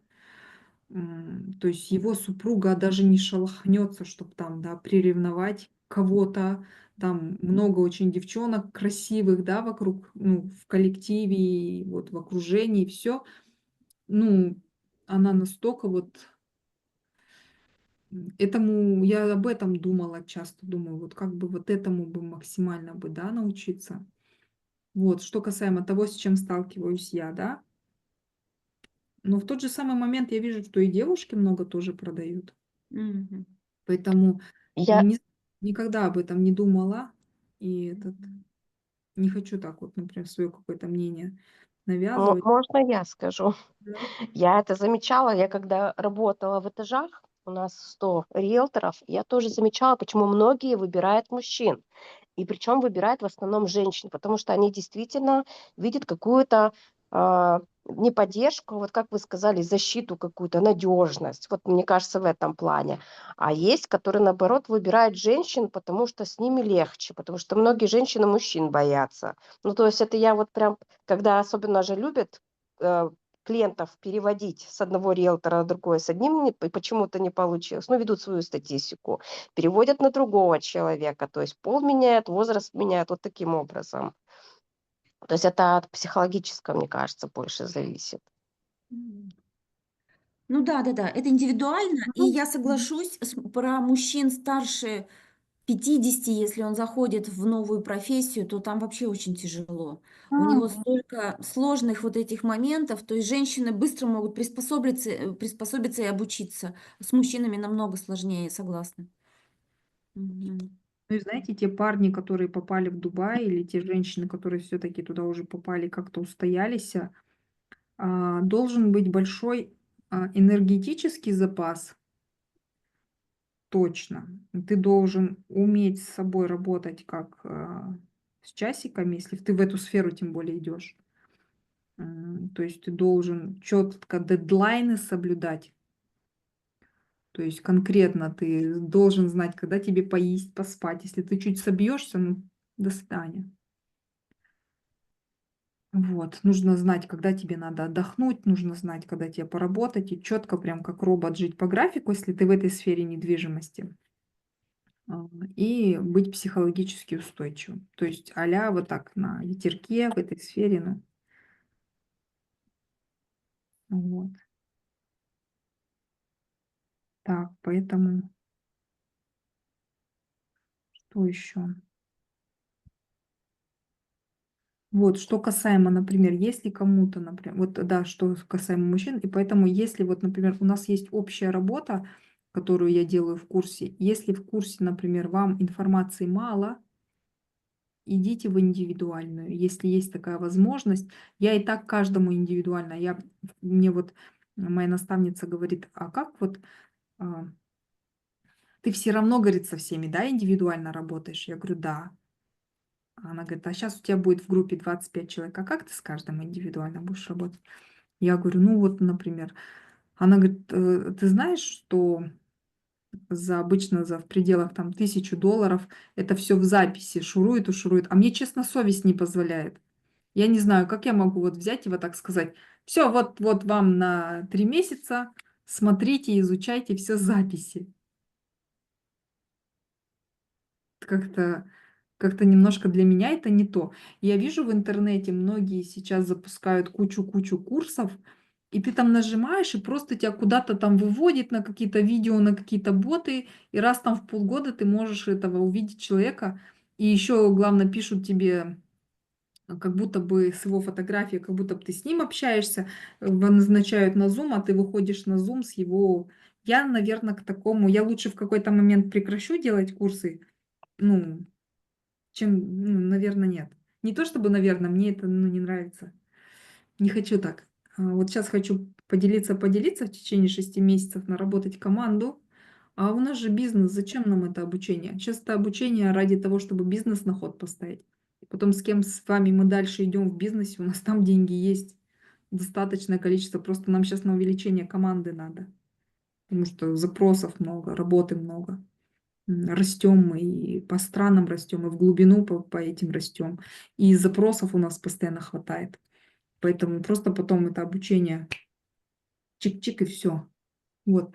Поэтому есть возможность такой на индивидуалку, тоже можно пойти, но я тоже буду разговаривать. Если, например, кто-то думает, что можно просто сесть и помедитировать, то, конечно же, я вот, кстати, по поводу мужчин мы начали, я вам еще хочу сказать, что я отказала одной женщине, которая тоже мне сказала, что она хочет вот просто чтобы легко, просто так. Я говорю, не, я так не знаю. Ну вот вы мне, Надежда, нравитесь, мне все отзывается. Ну, как-то хотелось бы, чтобы было налегке. Я говорю, я не знаю, как это. Я бы сама бы так хотела бы, может быть, бы. Но что-то я такого не знаю, поэтому не смогу таким поделиться. Поэтому тоже будем разговаривать, потому что если я возьму на индивидуальное, то, ну, это нам с вами прям придется очень близко друг с другом проживать какое-то время как с членом семьи, потому что мне только идея придет, мысль придет, мне все захочется рассказывать, делиться, обсуждать. Вы знаете, меня там не остановишь, кто уже со мной взаимодействует. Вот, поэтому... Так, это я сказала. Девочки, я сейчас скажу в итоге, чтобы вот это, например, кто в записи будет смотреть, в итоге, кто буклет еще не видел, где-то тут я его прикреплю, опубликую. По факту это консалтинг. И тут консалтинг немножко такой, он у нас специфический. Я сейчас вот это расскажу, и мы закончим. Если кто-то захочет, давайте вопросы какие-то еще обсудим. Но я хочу подметить, что это такой продукт, который родила я. Вот объясню, каким образом. Вот когда люди обращаются, наверное, этот продукт, этот курс, он родился из-за того, что люди ко мне обращались, и они обращались за одним, но у них были еще другие вопросы. И у меня как бы был такой отклик, что, а может быть и помочь надо, ну, надо точно помочь, да, ну, я не знаю, ну, надо найти тех, кто знает. И вот это вот в процессе я всегда кого-то подбирала и советовала, рекомендовала соединиться. Хорошо, вам надо там права, найду человека. Вам надо счета открыть, найду человека. Вам надо Таиланд, будет вам Таиланд. Вам нужны права в Лос-Анджелесе, найдем. Вам в Лондоне надо детей учить, сделаем. Что еще? Что? Вот что человек только не говорил, я всегда находила, и причем находила нужного человека. Никакого а-ля кто попало, да? А находила человека, которого я там с 2, с 3, с 5, с 10 разговаривала. Вижу что-то как-то у меня так, я уже профессионально у меня выработалась. Я уже вижу, когда человек на нужные вопросы не отвечает или отвечает так, как не надо, значит, он не сможет нормально поработать. И находила всегда 2-3 контакта хороших и делилась. Потом я все это закрутила в продукт, и все это стало консалтингом. Но консалтинг тут какого плана? Не каждый, кто придет учиться вот этому всему, консалтингу. Консалтинг подразумевает, что к тебе приходят как к специалисту и платят тебе, допустим, $2000 и говорят, у меня вот такой вопрос. Его надо лишь решить либо точечно, либо комплексно. Вот тебе за эту услугу такая-то оплата, мне надо решить этот вопрос. И ты как специалист берешь и решаешь этот вопрос. Но тот, кто приходит в этот бизнес, сразу так скажем, да, не всегда удобно брать, не то чтобы удобно, неправильно брать оплату за эту услугу, за консалтинг. Вот особенно в недвижимости это распространено, ты бесплатно работаешь, бесплатно даешь информацию, да, Да, да. а потом кто-то там один только покупает, а так ты миллиону раздал информацию. И тут получается, происходит следующая такая механизм, то есть ты за консалтинг по факту не берешь, но когда ты для человека решаешь его вопрос и соединяешь его со специалистами, которые ему это делают, те специалисты тебе платят комиссию. Везде у нас подписаны договора, везде у нас договоренности, везде партнерство. То есть твой консалтинг не оплачивается клиентом, твоя услуга оплачивается твоими партнерами. Тут кто выигрывает? Тут выигрывает в первую очередь клиент, выигрывает твой партнер и выигрываешь ты. Все, получается, в плюсе остаются. И то есть тут хорошо заходить для тех, конечно, потом можно прийти к тому, что говорить, ко мне обращайтесь только вот. Но такое мало, наверное, менее эффективно работает, если взять такую прям позицию, выбрать для себя, да, что вот приходите, платите, я вам эту услугу оказываю, и а-ля все, до свидания. А здесь как бы наоборот механизм идет. И с другой стороны,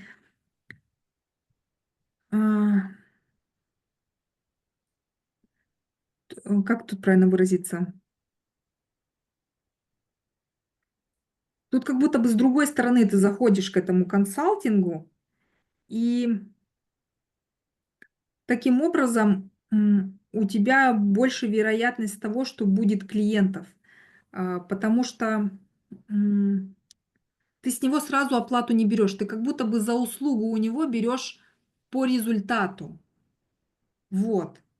И это такой подход, он мне самой подходит, откликается. Я вот, например, не люблю там оплачивать за что-то, говорят мне, мы там тебя вот снимем, ну, я тем более много проходила всяких там, да, мы с тебя снимем там карму, проработаем, ла-ла-ла, ну, возьмем даже вот это, да, а там вот это стоит столько, оплачиваешь, что-то, понятно, непонятно, да, да, нет, нет.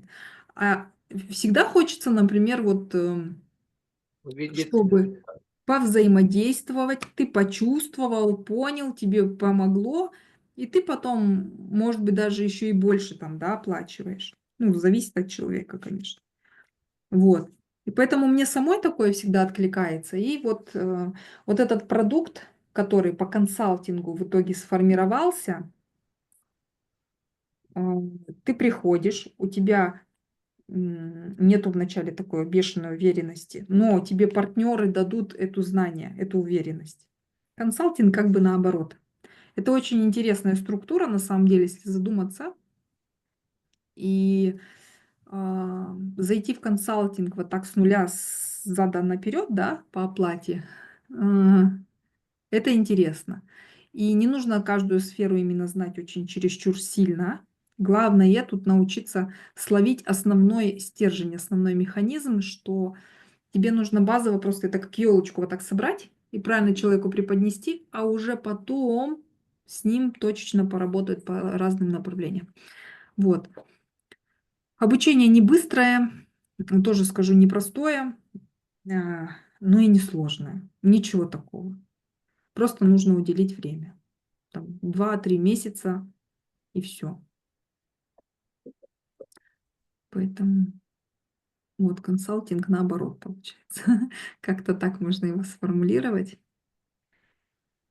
Вот. И еще в процессе, конечно, я всегда говорю о том, что нужно стремиться к тому, чтобы сделки проходили. В первый месяц они могут не проходить, но во второй месяц они уже точно начинаются, чтобы раз в неделю, лучше 2 раза в неделю, чтобы происходили сделки. Комиссии, может быть, будут выплачиваться ну, раз в 2 недели, раз в месяц, но чтобы они закрывались, например, еженедельно. Еженедельно. М.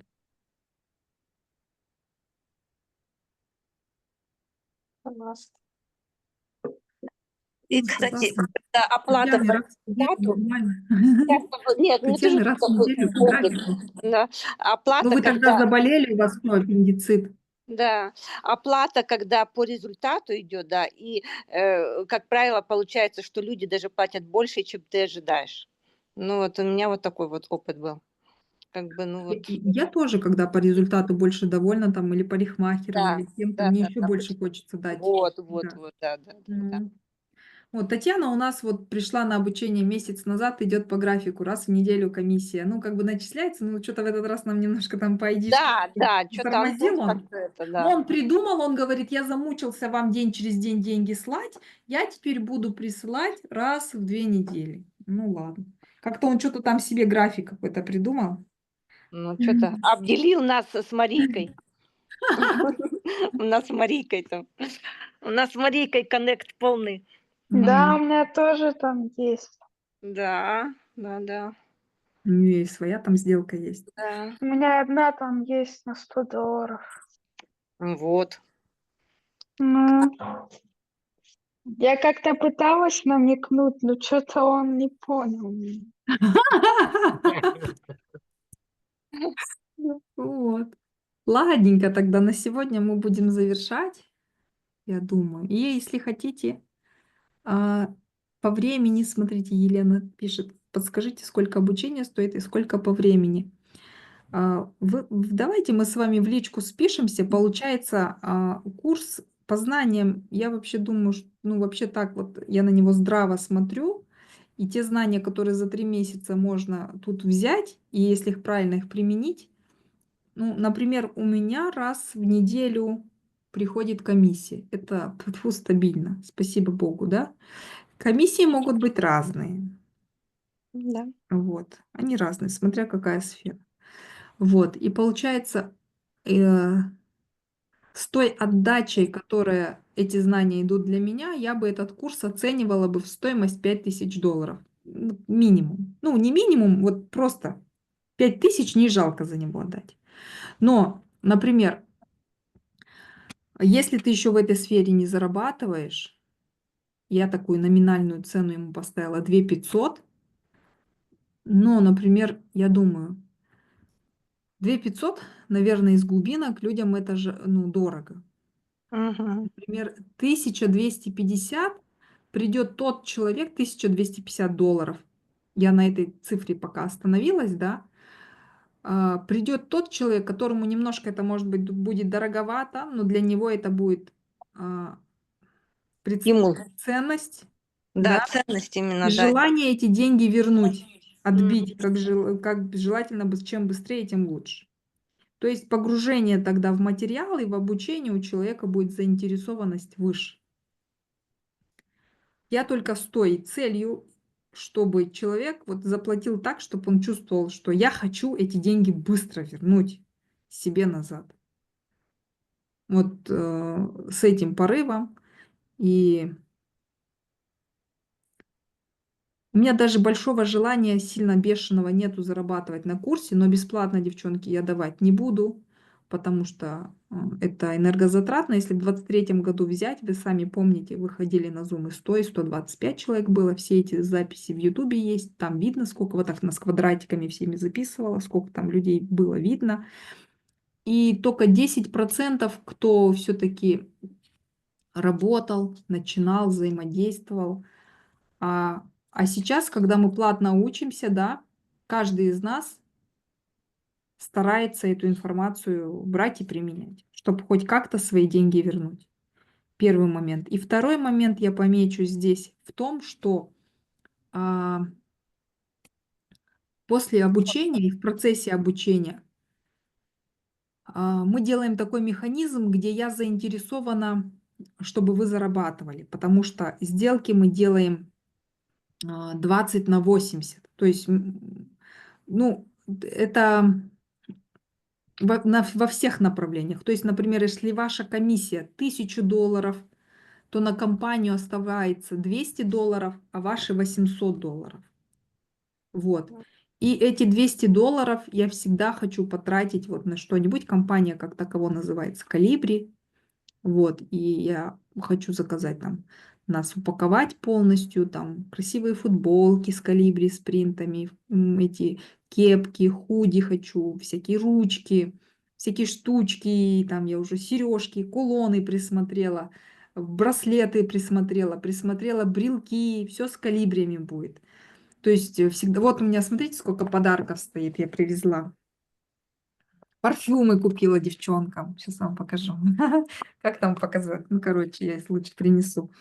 Я всегда приезжаю с подарками. И вот даже кто сделки не делает, я как бы просто, да, вот, например, смотрите, я вот привезла такие всякие парфюмы, вот такие всякие, да, это с Абу-Даби я ездила на... Потом такие парфюмы, такие дейтс.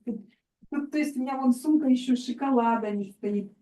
Короче, вот я все, что у нас там остается, вот это, мне хватает моих, да, сделок. Я же сама еще сделки закрываю.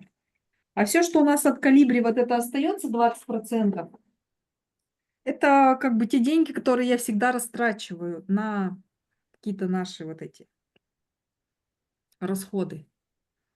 Если вот я в Батуми приезжала, то там, когда были маленькие сделки, кто у нас покрупнее сделки закрывает, я лично отправляю подарки вот в Казань там м, по почте и т.д. и т.п., короче говоря. То есть Ну, вот конечно. эти 20% я себе их не стремлюсь оставить.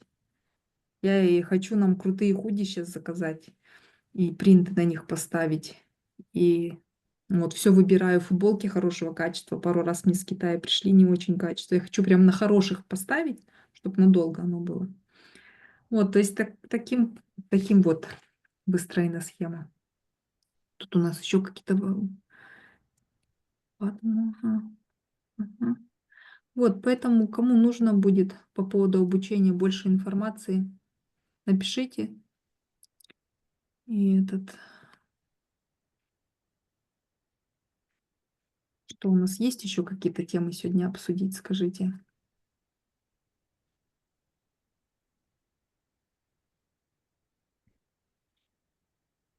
Сегодня все в такой, знаешь, такое была откровенная тема, и все как-то в душевно, как-то сами в себя мы тоже пошли, что-то там думаем, а лично, понимаешь, такой очень был откровенный, такой душевный разговор, потому все, я так думаю, лично я все равно уже как-то душевно там, ну, даже об другом, ну как, о делах, конечно, думаю, там, это каждый человек об этом думает, но, знаешь, такая откровенная была тема, такая душевная, что, не знаю даже, вопросов даже не может быть. Ну, от меня, я лично говорю, это мое.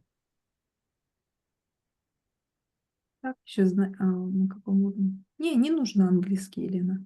Английский не нужен. Без английского. Мы работаем с русскоязычной аудиторией. У нас чуть-чуть только клиентов англоязычных, и то, если не захотим, вообще их не будет.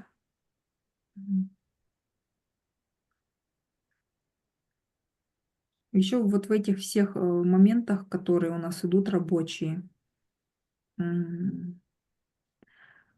очень важно с ними правильно выстраивать с партнерами отношения. Потому что и это у меня получается делать в меру моих вот возможностей, потому что когда ты сам по себе приходишь в раздрайве, это очень сложно. А когда ты приходишь с командой, ты уже говоришь, мы можем вот это, вот это, вот это. Дайте нам вот такие вот условия. То есть нам, в принципе, я сейчас скажу так, что нам без разницы, что продавать. Вот честно. Если мы берем этот продукт, чуть-чуть о нем узнаем, фокусируемся, и когда мы еще объединяемся вместе там на одну неделю и в одно направление долбим, уже хочешь не хочешь, синергия срабатывает. В том году очень показательно было, когда мы работали на целую неделю или там 2, может быть, максимум. На одного застройщика мы там продали 10 квартир за неделю рабочую, ну, 14-12 дней. Вот, и поэтому к чему говорила? К тому, что когда мы вместе, ты приходишь уже с командой людей, и я уже знаю, что нам нужно. Например, сейчас, там, например, одному застройщику я сказала, мы можем там поработать 2 недели с вашим проектом, от вас нам надо 6 менеджеров. И разные лица, чтобы это было 2 парня, одна девушка взрослая, одна девушка молодая. И То есть обозначила наши условия, потому что я знаю, что у нас вот до этого, если мы возьмем экспириенс с айдишками, да, ну, наш опыт, то когда уже много клиентов мы даем, человек уже, наш партнер говорит, там, типа, а, этот мне клиент не написал. А как бы, как он тебе должен написать, если мы сказали, что как бы вот мы дали твой контакт, что ты тоже как бы свяжись. Я уже немножко устала, уже не так четко выражаю мысли. Но суть к тому, что если сейчас они не дадут нам 6 специалистов, они потом нас заставят делать их работу. Только двоих, если они дадут менеджеров нам, а мы им каждый день будем давать по 25, по 30 клиентов, они потом скажут, вот, делайте вот эту вот работу. И поэтому изначально я уже знаю, что требовать для нашего общего блага. Столько-то менеджеров надо, такие-то условия, такие-то вот. Вот. И получается, я уже научилась правильно выстраивать отношения с партнерами. Это очень тоже важно. И еще что есть, ну вот этот опыт есть. И ты уже приходишь более уверенно, знаешь, что ты можешь конкретно, и ты уже не так приходишь, как вот на их условиях. А почему иногда не получается? Потому что, в принципе, они изначально не дают подходящих условий. А если ты уже видишь и понимаешь, что ты уже знаешь, что тебе требовать. Эту сторону я умею наладить уже, это большой плюс, потому что вот наработала уже это. И я всегда постою за вас горой, вы знаете, я ни одного своего человека никогда не дам в обиду, будет он прав или будет он виноват, но все равно как бы я не люблю, когда люди идут со мной и потом их обижают. И не люблю, когда меня обижают. Вот сегодня там я тоже поругалась с одним застройщиком, сказала, мы с вами расторгаем договор, и мы не будем с вами работать. Он сказал, что вы будете исключением во всей нашей стране. Я говорю, да, я буду исключением, но мы с вами работать не будем. Вот, потому что ну, мы и без него знаем, что нам. Мы будем не то, так то продавать. Нам сейчас выгоднее, надо знать, куда наше время лучше вложить, где коэффициент больше, отдача где больше. И при правильных партнерах, как бы. Вот. Вот, ладненько, девочки, я уже что-то устала, у меня язык заплетается. Я бы еще много чем бы с вами поделилась, но тут не сколько я устала, я уже просто, у меня не идет, потому что я чувствую, что вы уже тоже достаточно это самое на сегодня достаточно. Вот, поэтому будут у нас следующие встречи, наверное, через неделю, следующий вторник, тоже на 8 часов. Сделаем встречу, если я к этому времени допишу буклет